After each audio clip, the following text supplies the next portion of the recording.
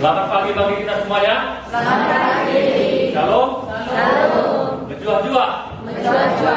Orang di kita salutna. Murah. Karena itu harus saya dahulukan dulu ya. Karena kita kan nggak hanya orang Karo di sini. Ya, saya melihat warta jemaat minggu lalu disebutkan nama saya menjadi pengkhotbah. Saya sangat terkejut. Kalau bisa Bapak Johnin gitu ya, menyampaikan. Ya. Atau kalau bisa yang di belakang ini gitu ya. Ya waktu itu siapa yang ingat di belakang saya duduk, ya maunya itulah gitu ya. Tapi ya bahkan ketika hari Senin dibilang oleh hamba Tuhan di setting bagaimana siap untuk menyampaikan firman Tuhan minggu depan, itu yang dikatakan oleh hamba Tuhan. Ya kalau saya ingin mencari kenyamanan sendiri, boleh bukan saja kayak gitu ya. Tapi ada juga di dalam hati, masa seperti itu belum pun konsultasi sama Tuhan. Ya akhirnya setelah saya menggumulkannya dan menyampaikannya kepada Tuhan apa yang harus disampaikan, ya akhirnya tibalah itulah yang ada di dalam hati saya. Temanya apa hari ini? Aku adalah hamba Tuhan. Ya. Beratkah temanya? Beratkah temanya? Aku adalah hamba Tuhan. Siapakah hamba Tuhan itu? Orang yang sudah menerima Kristus. Orang yang sudah percaya kepada Kristus, menerima Dia sebagai Tuhan dan Juru Selamat, dia adalah hamba Tuhan, bukan lagi hamba iblis. Jadi kita adalah hamba Tuhan. Berarti bukan berat temanya itu, karena kita sendiri sudah menjadi hamba Tuhan. Ya, mari kita lihat membuka Alkitab kita di dalam Injil Lukas pasal yang pertama. Saya akan membaca ayat yang genap, Bapak Ibu, ayat yang ganjil. Bergantian kita membacanya. Pemberitahuan tentang kelahiran Yesus. Dalam bulan yang ke-6, Allah menyuruh malaikat Gabriel pergi ke sebuah kota di Galilea bernama Nazaret. Kepada seorang laki-laki yang bernama seorang nama Yesus dari kota jauh, nama perawatnya itu Maria. Ketika malaikat itu masuk ke rumah Maria, ia berkata, "Salam, hai engkau yang dikaruniai, Tuhan menyertai engkau." Maria terkejut mendengar perkataan itu, lalu bertanya dalam hatinya, "Apakah arti salam itu?" Kata malaikat itu kepadanya, "Jangan takut, hai Maria, sebab engkau beroleh kasih karunia di hadapan Allah. Sesungguhnya engkau akan mengandung dan akan melahirkan seorang anak laki-laki, dan hendaklah engkau menamainya Yesus. Ia akan menjadi besar dan akan disebut Anak Allah yang Maha Tinggi. Dan Tuhan Allah akan mengaruniakan kepadanya tahta Daud, bapa leluhurnya. Dan dia akan menjadi raja atas kaum Israel yang sampai selama-lamanya. Kata Maria kepada malaikat itu, "Bagaimana hal itu mungkin terjadi karena aku belum bersuami?" Jawab malaikat itu kepadanya, "Roh Kudus akan turun atasmu, dan kuasa Allah yang tinggi akan memenuhi engkau. Sebab itu anak yang akan berkandung itu akan disebut anak Allah." Dan sesungguhnya Elisabet sanakmu itu, ia pun sedang mengandung seorang anak laki-laki pada hari tuanya, dan inilah bulan yang ke-6 bagi dia, yang disebut mandul itu. Sebab bagi Allah tiada ada yang mustahil. Kata Maria, "Sesungguhnya aku ini adalah hamba Tuhan. Jadilah padaku menurut perkataanmu itu." Lalu malaikat itu meninggalkan dia. Ya tentu saja kita sudah seringkali mendengarkan firman Tuhan ini,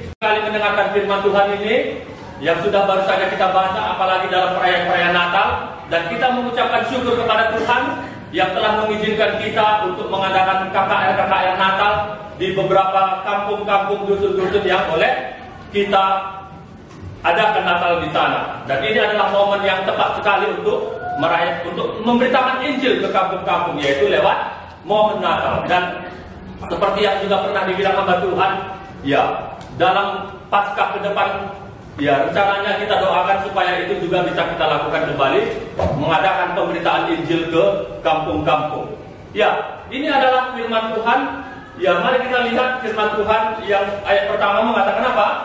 Dalam bulan yang ke-6, Allah menyuruh malaikat Gabriel pergi ke sebuah kota di Galilea bernama Nazaret.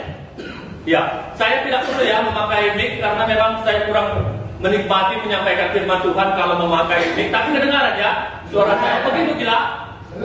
Oh ya, ya. Kapan malaikat Gabriel itu mendatangi Maria? Bulan yang ke-6. Waktu saya kelas 1 SMA, saya ada 4 pelajaran yang saya favoritkan. Yang pertama adalah agama. Karena setelah saya bertobat, saya suka belajar agama. Saya sedih kalau ibu ini gak datang ke sekolah. Entah dia pernah juga sekali-sekali gak datang gitu kan. Tapi saya sedih. Kenapa ya ibu ini gak datang misalnya? Karena saya menikmati firman Tuhan waktu ibu ini mengajar agama di kelas.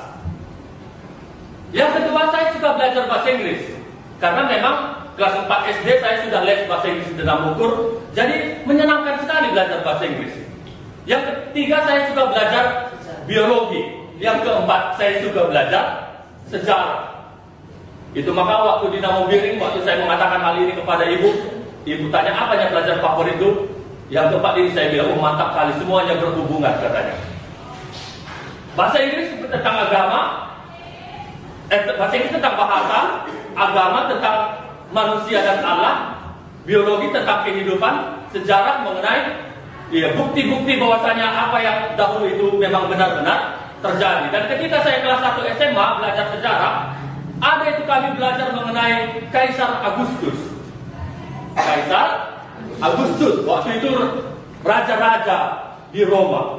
Nah, di dalam pelajaran sejarah itu dikatakan hal yang penting dalam pemerintahan Kaisar Agustus adalah lahirnya Yesus Kristus.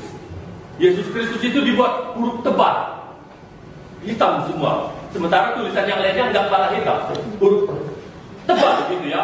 Yesus Kristus. Berarti secara umum juga mengakui bahwasanya Yesus Kristus pernah hadir di dunia ini.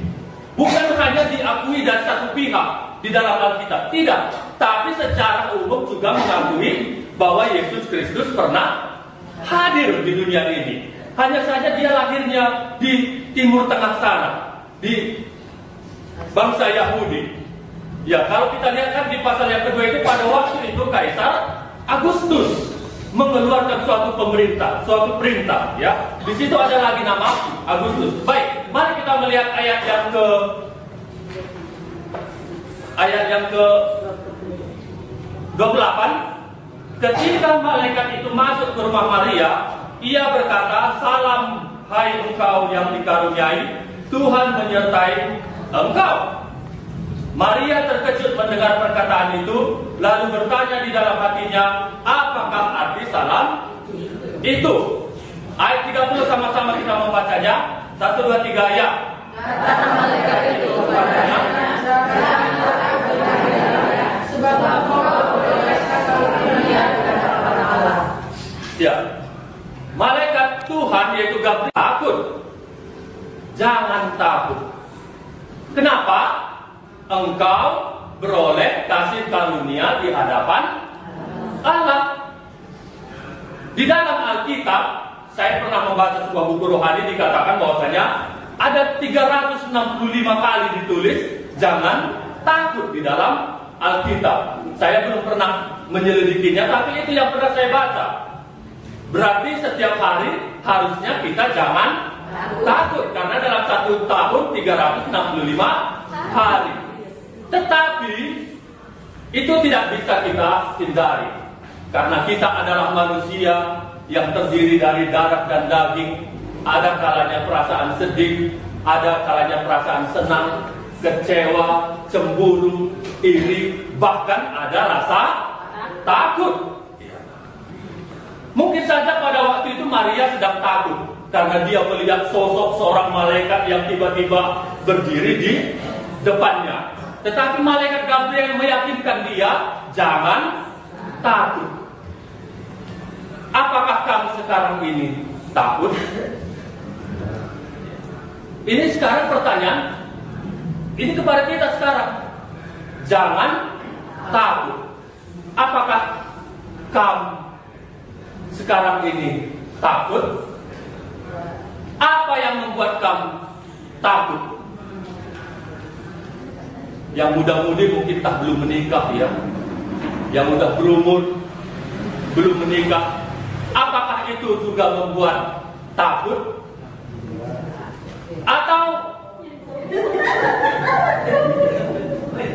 Atau penyakit? Apakah penyakit itu membuat kamu takut? Juga ya. Atau masalah ekonomi, keuangan sulit, biaya hidup tinggi. Apakah itu juga membuat kita takut? Bisa juga ya. Ya memang ada banyak hal yang tidak bisa kita pungkiri yang membuat kita menjadi takut. Tapi firman Tuhan mengatakan, engkau beroleh kasih karunia dari Allah. Manakah lebih penting?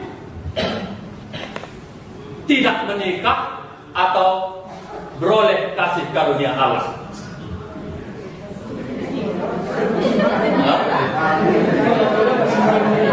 Lebih penting.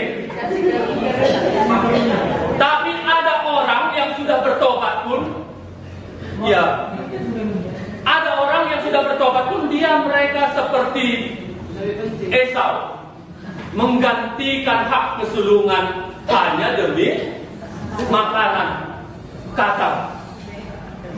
Orang yang bertobat pun seperti itu. Ketika misalnya belum menikah, ada laki-laki yang tidak bertobat yang mendatangi, maka sudah jadi lebih diutamakan teman hidup daripada kasih karunia Allah. Bagaimana halnya dengan penyakit? Manakah lebih penting? Tidak disembuhkan atau kasih karunia Allah? Misalnya kan ada penyakit, kan udah ke dokter pun nggak sehat-sehat. Ada tawaran dari guru si Baso misalnya, dari dukun, itu bisa menyembuhkan. Manakah yang kita pilih? Kasih karunia Allah atau penyakit ini tadi? Atau misalnya masalah ekonomi,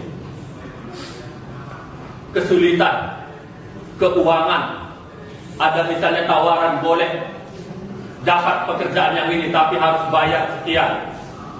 Manakah kita pilih? Pekerjaan itukah atau kasih karunia Allah?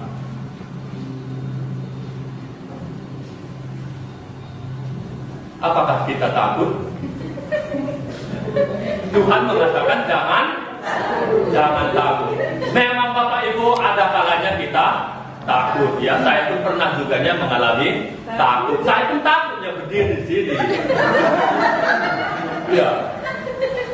Tapi firman Tuhan mengatakan jangan takut, sebab engkau beroleh kasih karunia di hadapan Allah. Gabriel mengatakan kepada Maria, oh Maria, engkau beroleh kasih karunia di hadapan Allah. Siapa rupanya Maria?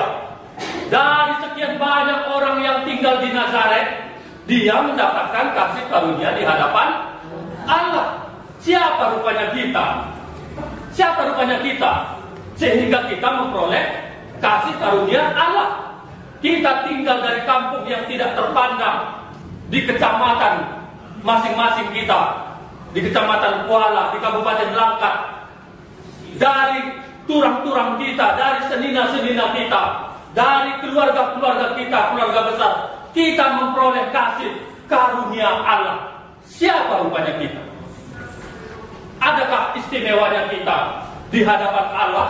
Adakah kehidupan kita lebih baik dibandingkan senina-senina kita, dibandingkan turang-turang kita, dibandingkan bolang-bolang kita, dibandingkan kila, mama, pak tua, sehingga kita layak untuk menerima kasih karunia Allah? Tidak ada. Hanya oleh kasih karunia Allah. Di dalam Efesus 2 ayat 8 mengatakan, sebab karena kasih karunia kamu diselamatkan oleh iman. Hanya pemere ate dibata. Karena engkau telah beroleh kasih karunia di hadapan Allah. Jadi kita adalah apa? Orang yang sudah memperoleh kasih karunia Allah. Ketika kita sudah menerima Tuhan Yesus, kita sudah memperoleh kasih karunia Allah. Setelah memperoleh kasih karunia Allah, apa selanjutnya? Kalau Maria apa? Ayat 31 kita baca, 1, 2, 3 ya. Sesungguhnya engkau akan mengandung dan akan melahirkan seorang anak laki-laki dan engkau menamai dia Yesus. Iya. Di dalam Efesus 2 ayat 9 dan ayat 10 itu mengatakan kita dipanggil oleh Allah untuk melakukan perbuatan baik. Ada perbuatan baik yang Tuhan persiapkan untuk kita lakukan ketika kita sudah memperoleh kasih karunia Allah. Kalau Maria tadi, apa perbuatan baik yang Tuhan sudah persiapkan untuk Maria? Apa katanya? Engkau akan mengandung dan melahirkan seorang anak laki-laki, dan engkau akan menamakan dia Yesus. Jadi tujuan Allah memanggil Maria adalah supaya dia melakukan perbuatan baik. Perbuatan baik itu apa? Supaya dari dia lahir juru selamat. Allah memakai rahim Maria untuk melahirkan Allah itu sendiri.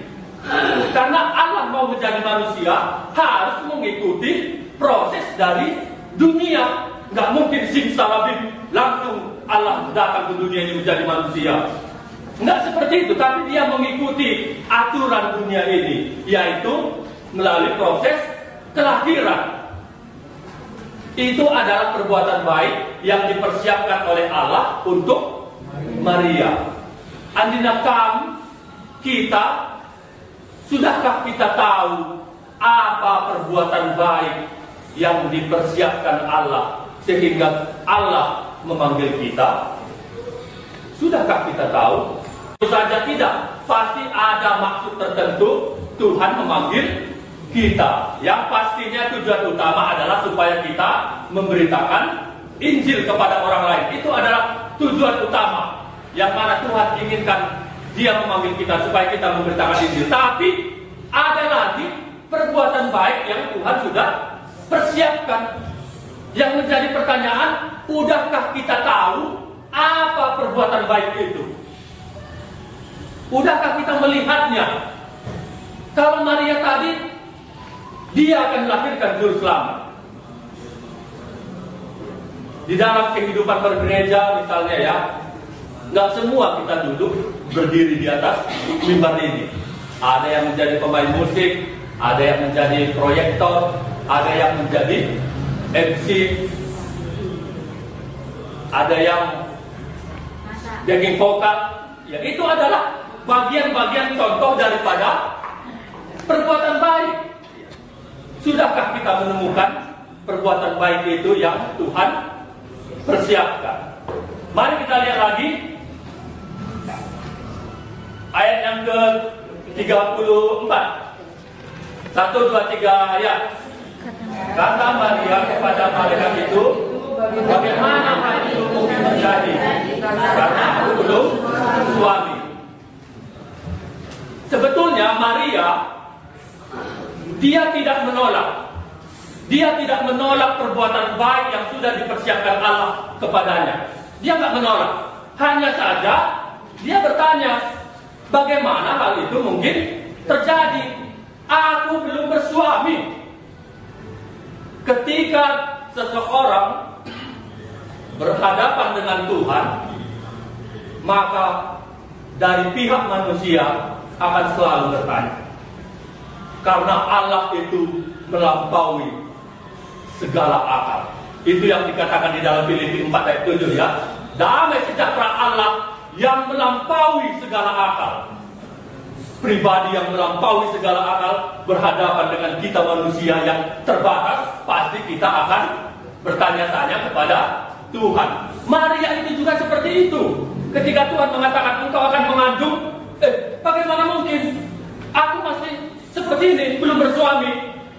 Nikodemus juga bertanya, bagaimana mungkin seseorang dilahirkan kembali kalau ia sudah tua? Dapatkah ia kembali masuk ke dalam kandungan ibunya untuk dilahirkan kembali? Ini adalah kalau kita manusia yang terbatas berhadapan dengan Tuhan yang melampaui segala akal, akan ada selalu pertanyaan. Maria tidak menolak panggilan Tuhan. Dia nggak menolak. Dia tidak menolak perbuatan baik yang Tuhan sudah persiapkan. Hanya saja dia bertanya, bagaimana? Kalau kamu, bagaimana? Atau menerimanya? Ketika hamba Tuhan menyuruh kamu, mempercayakan kamu untuk melakukan suatu pelayanan, apakah kamu menolaknya atau menerimanya? Mari kita lihat ayat yang ke-38. 1, 2, 3 ya. Kata Maria, sesungguhnya aku ini adalah hamba Tuhan, dan kata-kataku menurut perkataanmu itu, lalu malaikat itu meninggalkan dia. Ya, Maria menerima perbuatan baik yang Tuhan sudah persiapkan. Apa katanya? Sesungguhnya aku ini adalah hamba. Jadilah padaku menurut apa yang engkau katakan. Maria sadar betul bahwa dia adalah hanya hamba. Kalau hamba bagaimana? Taat kepada Tuhan. Maria tahu kalau dia mengandung tanpa bersuami, dia tahu ke depannya bagaimana orang-orang akan menghina dia, mengatai dia mungkin perempuan dursila, hamil tanpa pernikahan.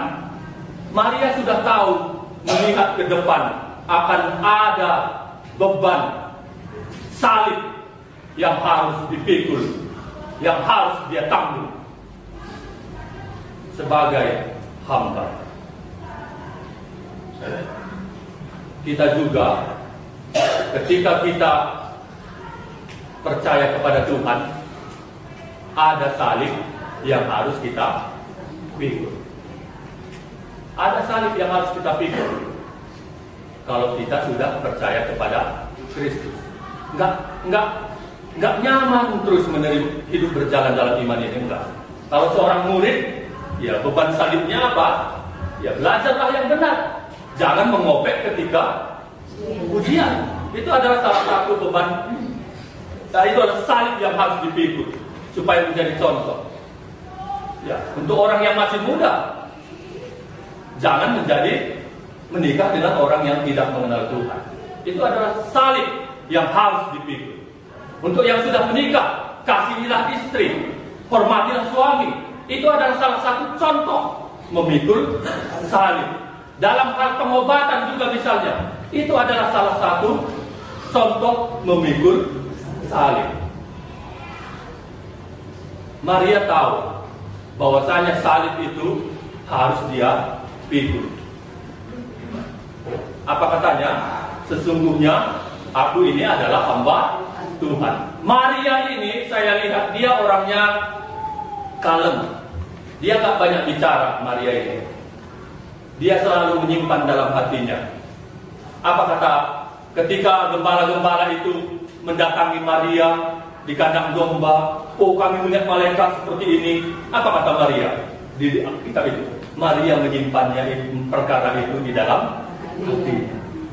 Ketika Tuhan Yesus umur 12 tahun, Tuhan Yesus mengatakan, tidakkah kamu tahu, kamu Maria Yusuf, bahwa aku harus berada di rumah Bapakku? Tapi Maria menyimpannya dalam hatinya. Dia nggak banyak komen, dia nggak banyak bicara, dia tenang saja memikirkannya, menyimpannya dalam hatinya. Ketika pernikahan di Kana, ketika kehabisan anggur, Maria mendatangi Yesus. Lalu apa kata Yesus? Iya. Kalau di bahasa Indonesia, ibu katanya ya. Tapi kalau saya lihat di dalam Alkitab bahasa Inggris, woman. Iya.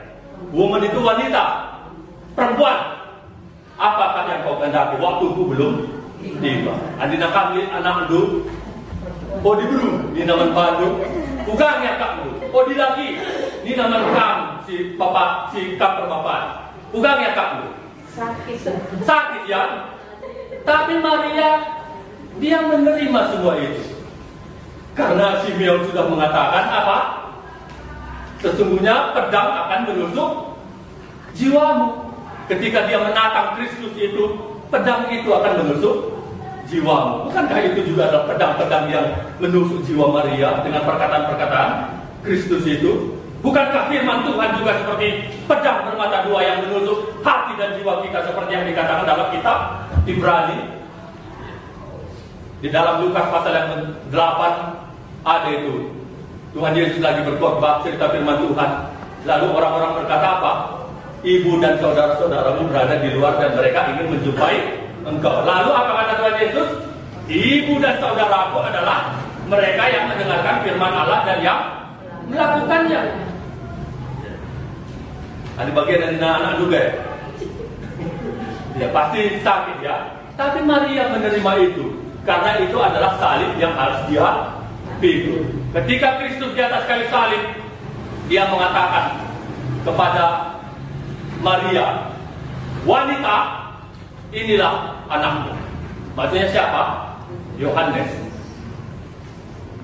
Wanita kepada Maria, inilah anakmu, Yohanes. Enggak dikatakannya, ibu, inilah anakmu. Maria adalah orang yang tidak banyak bicara. Dia menerima saja. Bagaimana dengan kita? Apakah kita orang yang banyak bicara? Suka kali kita berbicara, mengeluarkan kata-kata dari perbendaharaan kita yang ya kata-kata yang seharusnya tidak perlu gitu. Ya berbicaralah seperlunya saja.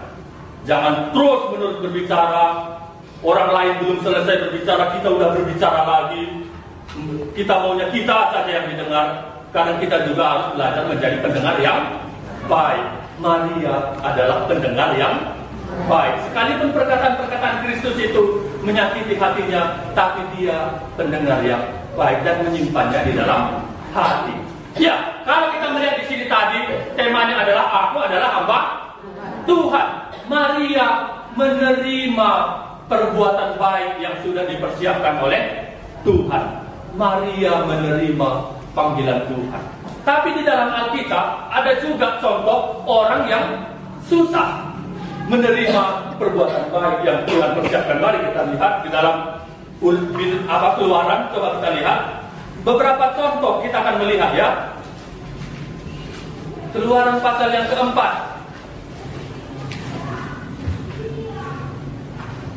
Keluaran pasal 4 ayat yang ke-10.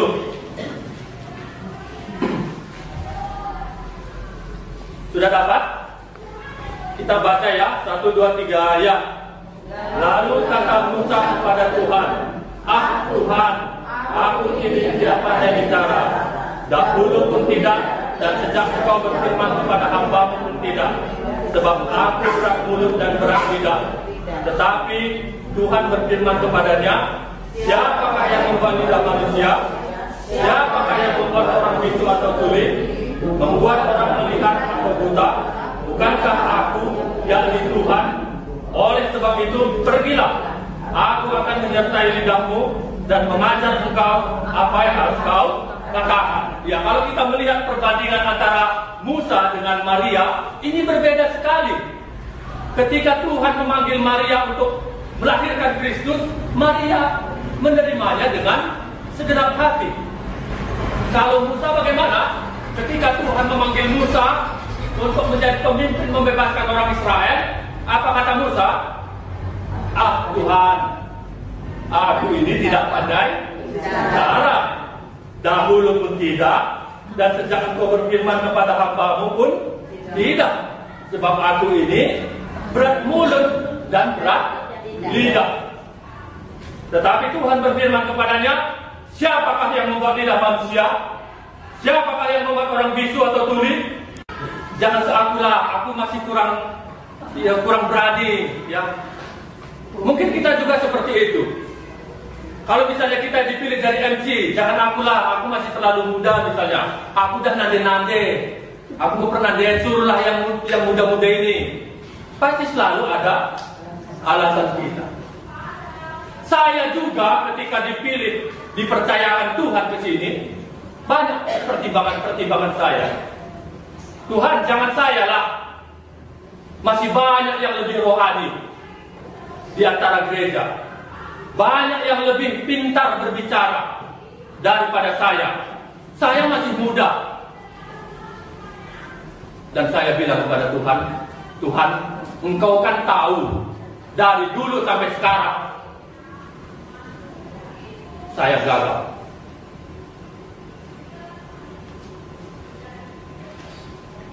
Saya gagal berbicara.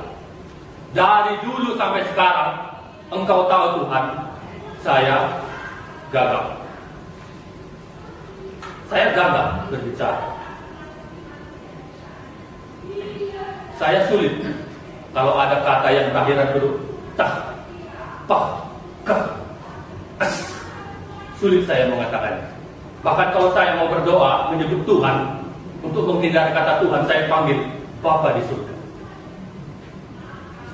Terus itu lalu saya ubah lalu. Kata terus diubah menjadi lalu untuk menghindari kata seperti itu. Itu alasan saya kepada Tuhan. Tadi malam saya memang sengaja mengirim suara saya. Ya, kalau kalian mendengarnya, Bapak Ibu mendengarnya, seperti itulah saya membaca Alkitab setiap hari.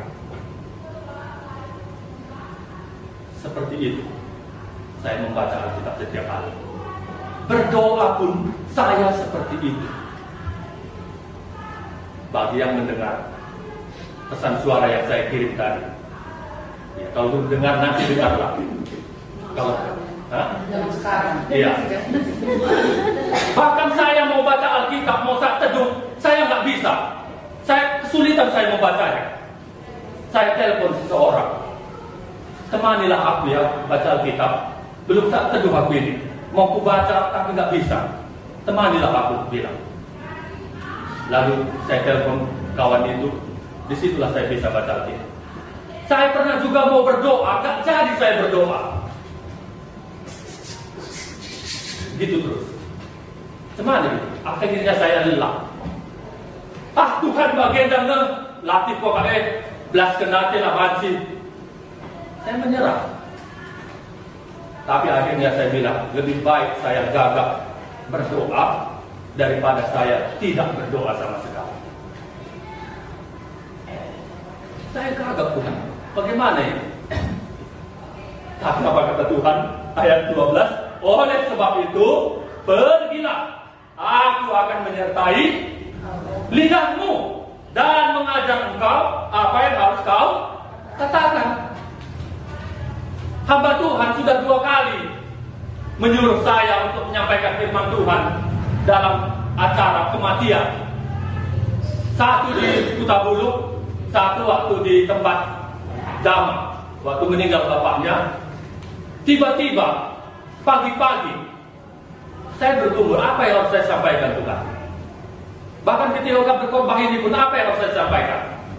Tapi Tuhan mengatakan, pergilah. Aku akan menyertai lidahmu dan mengajar engkau apa yang harus kau katakan. Pergi, aku nanti yang mengajar. Itu kata yang saya pegang. Tetapi Musa berkata, Tuhan, utuslah kiranya siapa saja yang patut kau utus. Maka bangkitlah muka Tuhan terhadap Musa dan ia berfirman, bukankah di situ Harun, orang Lewi itu kakakmu? Aku tahu bahwa ia pandai bicara.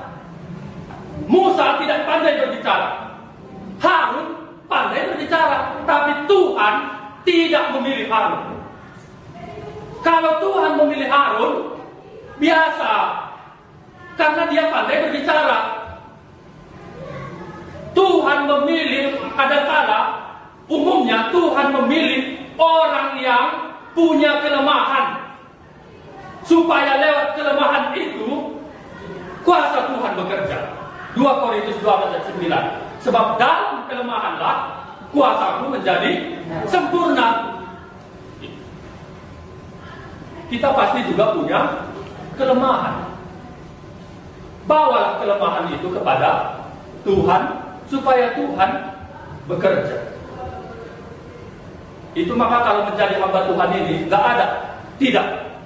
Yang ada adalah ya. Yang ada adalah ya. Kalau Tuhan percayakan, hamba Tuhan mempercayakan sesuatu hal, itu berarti Tuhan yang menyuruh. Jangan harapkan Tuhan berdiri di depan tuh, oh si anu, kau harus melakukan ini. Nggak seperti itu. Tuhan menyuruhnya lewat hamba Tuhan. Jangan seperti Musa yang banyak sekali alasan-alasan tertentu. Tetapi serahkanlah kelemahan-kelemahan kita kepada Tuhan. Mari kita lihat contoh yang kedua lagi di dalam Hakim-Hakim.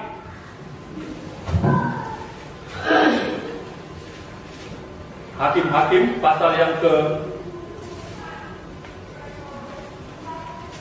tentang Gideon itu. Hakim-Hakim pasal yang ke-6 ayat yang ke-15. Hakim-Hakim pasal yang ke-6 ayat yang ke-15. Sudah dapat? Hakim-Hakim 6 ayat yang ke-15. 1, 2, 3 ya. Tetapi jawabnya kepadanya, ah Tuhanku, dengan apa akan diselamatkan orang Israel? Ketahuilah bahwa yang kecil daripada suku Manasye, dan aku pun seorang yang paling muda di antara kaum keluargaku. Iya, Tuhan ingin memakai Gideon untuk membebaskan orang Israel dari perbudakan bangsa Midian. Pada waktu itu Tuhan memilih Gideon untuk melakukan perbuatan baik. Apa alasan Gideon? Apa katanya? Ah Tuhan, dengan apa selamatkan orang Israel? Ketahuilah, sukuku paling apa katanya? Paling kecil. Aku ini masih muda lagi ya. Ya mungkin kita juga seperti itu ya. Ketika Tuhan mempercayakan sesuatu hal kepada kita, kita punya alasan-alasan tertentu ya. Aku nggak layak, aku masih muda, aku pendidikanku pun nggak tamat SD misalnya ya. Tapi Tuhan memanggil kamu untuk melakukannya, mau taat atau tidak. Kita lihat lagi contoh berikutnya, Yeremia. Yeremia pasal yang pertama ayat yang ke-5.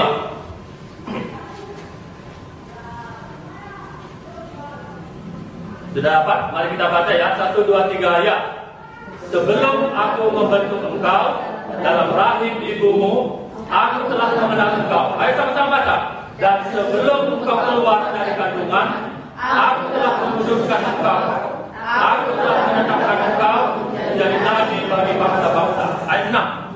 Maka aku menjawab, aku Tuhan Allah. Sesungguhnya tidak dapat berbicara, sebab aku ini masih muda. Ayat 7. Tetapi Tuhan firman dan apa yang dikatakan padamu haruslah disampaikan. Ya, saya sangat menikmati ayat ini ya. Apa kata Tuhan? Sebelum aku membentuk engkau dalam rahim ibumu, aku telah mengenal engkau. Jadi sebelum Tuhan membentuk kita dalam rahim ibu kita, Tuhan sudah mengenal kita. Bahkan Tuhan apa katanya? Aku telah menguduskan engkau. Tuhan sudah menguduskan kita sekalipun kita belum ada. Dan Tuhan melahirkan kita ke dunia ini supaya kita melakukan perbuatan baik, supaya kita memenuhi panggilan Tuhan itu. Tapi apa respon Yeremia? Tuhan, aku ini nggak pandai berbicara, aku ini masih muda ya. Sering ya selalu dibilang muda ya, nggak pandai berbicara ya. Tapi kalau pejabat yang menyuruh kita langsung mau ya, langsung mau nggak kira-kira? Misalnya datang pejabat, ya masakan nanti rendang lembu katanya, langsung mau kita itu ya, mau ya. Tapi kalau Tuhan yang mengatakan, banyak pertimbangan-pertimbangan kita, banyak alasan-alasan kita. Padahal Tuhan yang memanggil, Tuhan yang menyuruh kita untuk melakukan perbuatan baik. Satu ayat lagi mari kita lihat ya sebelum kita tutup. Yesaya pasal yang ke-41. Yesaya 41 ayat yang ke-9.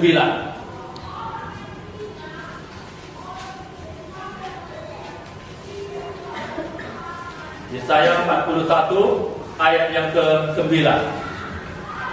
Mari kita baca sama-sama. 1, 2, 3 ayat.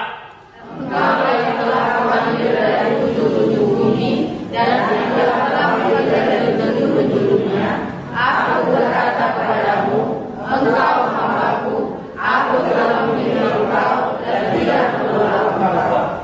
Saya menyukai ayat ini. Ini ayat yang berbicara kepada saya sekitar tahun 2020. Kalau tidak salah, firman Tuhan mengatakan kepada kita apa? Engkau yang kuambil dari ujung-ujung bumi, dari penjuru-penjurunya. Aku berkata kepadamu, engkau adalah hamba. Di mana rupanya ujung-ujung bumi itu? Di mana rupanya penjuru-penjuru bumi itu? Kalau saya, ujung bumi saya, penjuru-penjuru bumi saya adalah di kampung saya. Kalau Bapak Ibu di mana? Di Balai Kasih, di Namo Jawi, di Bangun Mulia, itulah ujung-ujung bumi Bapak Ibu. Dan Tuhan memanggil Bapak Ibu dari sana supaya apa? Engkau adalah hamba. Engkau adalah hamba. Aku telah memilih engkau dan tidak menolak engkau. Jadi Bapak Ibu, kita adalah hamba Tuhan. Tujuan Tuhan memanggil kita adalah supaya kita melakukan perbuatan baik. Sudahkah kita menemukan perbuatan baik itu yang Tuhan inginkan kita lakukan sehingga Dia memilih kita, atau belum? Kalau kita belum menemukannya, kita akan sulit mengalami pertumbuhan rohani, karena kita seperti masih termampa-mampa, masih biasa-biasa saja. Tetapi kalau kita sudah mengetahui perbuatan baik yang Tuhan sudah persiapkan, maka kita pasti mengalami pertumbuhan rohani karena kita bertekun di dalamnya. Ketika Tuhan memilih kita, memanggil kita untuk melakukan sesuatu hal, apakah kita seperti Maria yang taat saja, atau seperti contoh-contoh yang lain tadi yang memiliki banyak-banyak alasan sehingga tidak mau mengerjakannya? Ya, lakukanlah. Karena apa kata Maria? Sesungguhnya aku ini adalah hamba. Karena hambanya kita makanya disuruh oleh Tuhan. Karena anaknya kita makanya kita disuruh oleh Tuhan. Nggak mungkin disuruh Tuhan orang yang belum menjadi hambanya untuk melakukan perbuatan baik yang Tuhan spesial khusus untuk dikerjakan. Sesungguhnya aku ini adalah hamba Tuhan. Baik, ini saja firman Tuhan yang bisa saya bagikan. Mari kita berdoa.